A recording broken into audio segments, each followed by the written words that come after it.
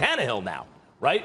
Never mind Patrick Mahomes, Aaron Rodgers, and Russell Wilson. So there's 3 right there before we get to the guys a little bit on the outskirts of that conversation, like Tannehill, who at this moment are still in front of Brady. No, the answer is no. At this moment, Tom Brady's not a top 3. I'm going to say he is. I'm going to say he is, but I'm not just leaning to, in fairness to Max, I'm not just leaning on his performance. I'm leaning on all the things, all the ancillary things going on around him, the leadership that he's showing, the culture changer that he has been, the things that are happening with the Tampa Bay Buccaneers and how he's being credited with it all.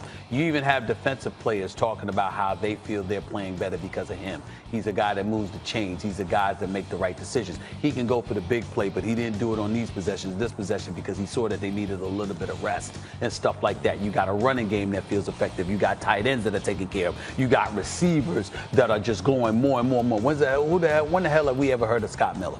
We know about him now, and now Antonio Brown is coming. And then when you see Antonio Brown's coming, you know that has everything to do with Tom Brady, because if it were up to Bruce Arians, Antonio Brown would not be there, because he had an opportunity to get Antonio Brown in the offseason. He said, we don't need him in this locker room, et cetera, et cetera. Tom Brady arrives, all of a sudden that changes. So when you look at the totality of things that are evolving around the Tampa Bay Buccaneers, and we see how we look at them as a collective unit, as a team, clearly, you think about Tom Brady even before you think about Bruce Arians, even before you think about Todd Bowles. And that's where I come up with that. Not necessarily because of his on-field performance per se. It's the combination of everything. I agree with that point.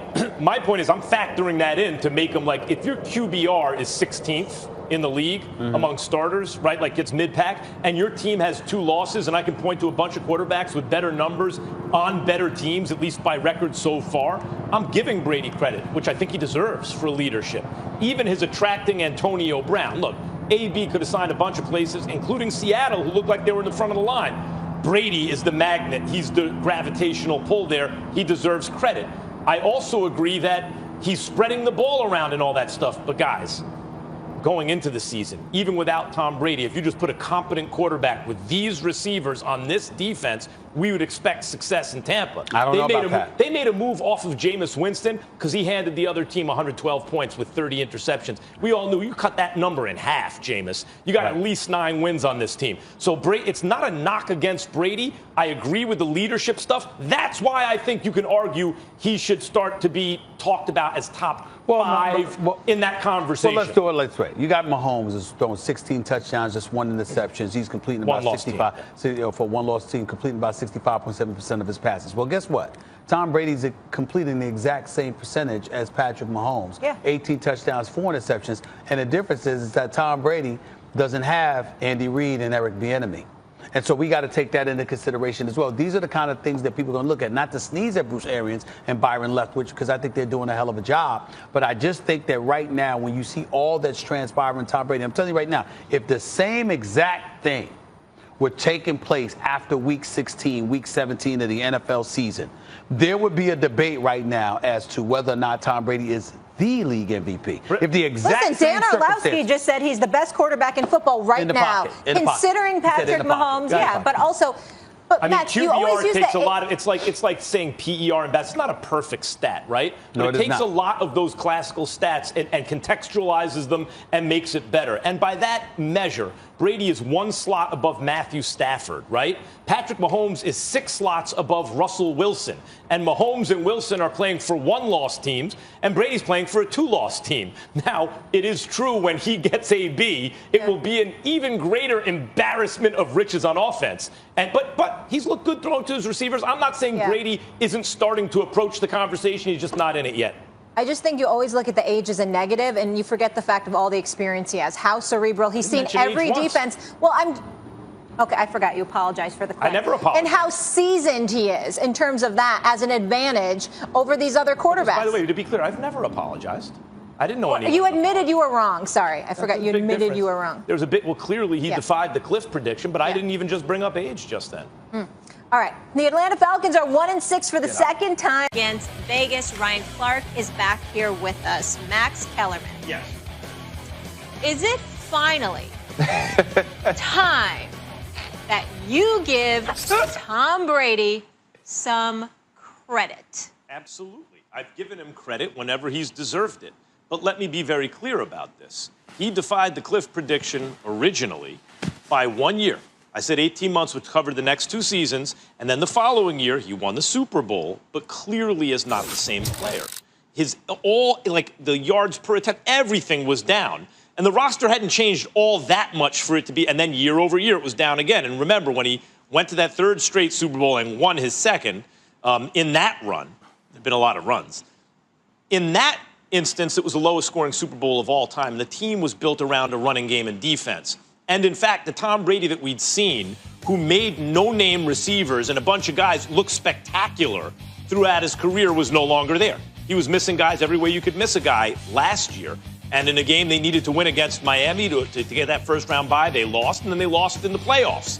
And I know he didn't have weapons, but many times Tom Brady didn't have weapons, and he turned them into weapons, right? Because he was the weapon in the second half of his career, especially, when he became truly like the greatest of all time, right? That hasn't been him recently. Now, we all knew what was going to happen when he went to Tampa this year. He was going to look good, or the best version of himself, because he went to an ideal situation. He went to a situation with receivers everywhere, and then he brought Gronk, and now he's getting AB. A defense that was already excellent and seems to have improved, and a team where with Jameis Winston, who threw 30 interceptions for 112 points to the other team. With Jameis Winston, they won 9 games. If you just take Jameis Winston out and put in a quarterback that throws 15 interceptions, they probably win at least 9 games instead of the 7, right? And if you put in a guy a little better than that, that's a double-digit win team. I agree Brady's looked good, especially recently as the season has worn on. There's no question, better than I anticipated he'd look on some of these throws.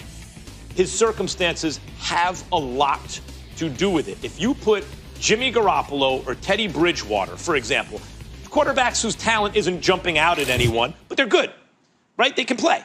On a team like this, what do you think the record would be? Would it be appreciably different?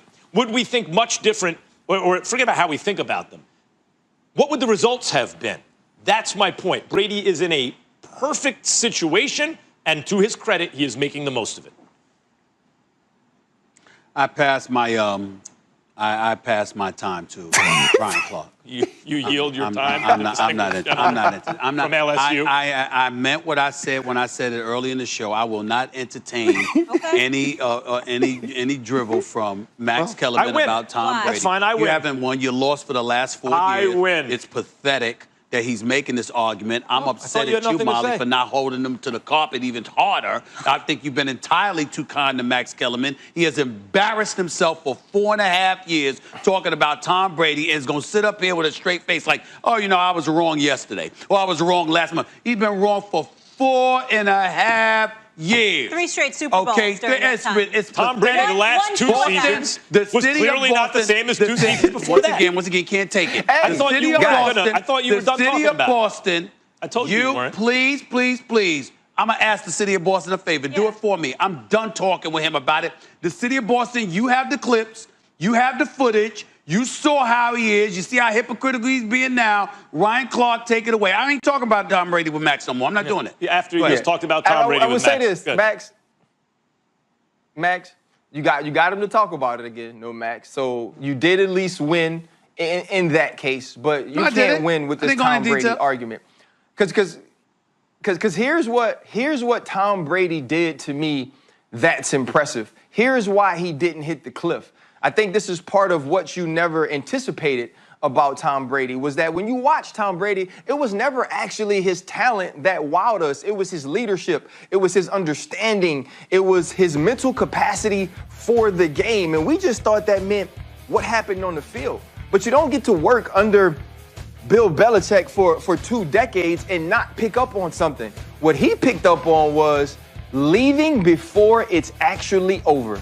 Letting go of things before they run out of time, whether it's Seymour, Malloy,